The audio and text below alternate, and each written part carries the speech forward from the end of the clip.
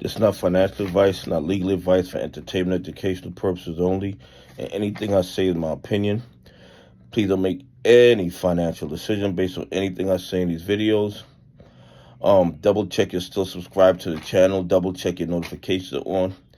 And if you hit that like button, double check it's working properly, because these bad actors are working overtime to suppress the channel because they're terrified of more people becoming aware of all the fraud and corruption in the United States stock market. Oh, please be looking out for the scammers. They're trying to take your money, okay?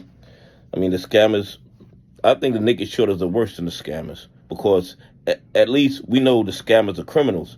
The naked shorters try to act like they're, law-abiding citizens, when obviously they're not. When obviously they are not, they are criminals. Here's the thing. I did a video, I think like 2 or 3 weeks ago, where the courts seem to be very concerned about the money that the naked shorters were losing by having to report their short positions to the SEC. Okay? And that decision really bothered me. That decision really bothered me, that the courts were more concerned with the money that the naked shorters might be losing than the devastation that the naked shorting was having on retail investors, pension funds, and institutions that follow the rules. And it wasn't making sense to me.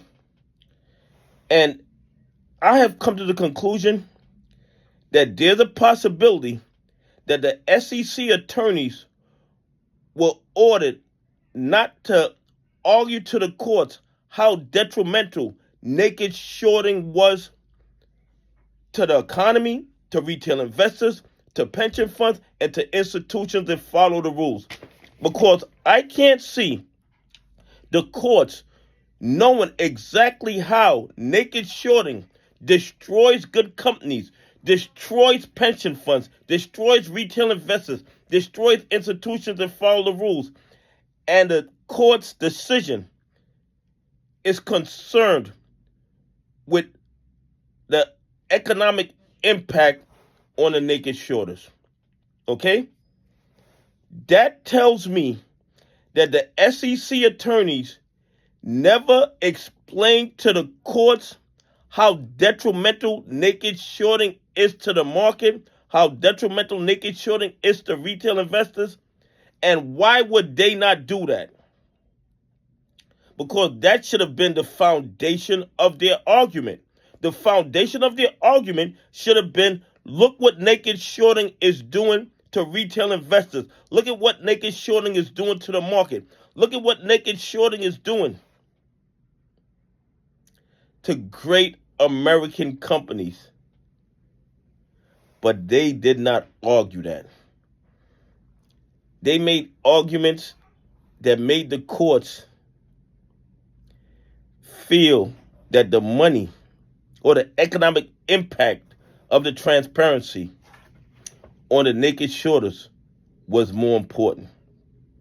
And there's no way the courts came to that decision if the courts knew how devastating, how detrimental naked shorting was to the markets, to retail investors, and to good American companies.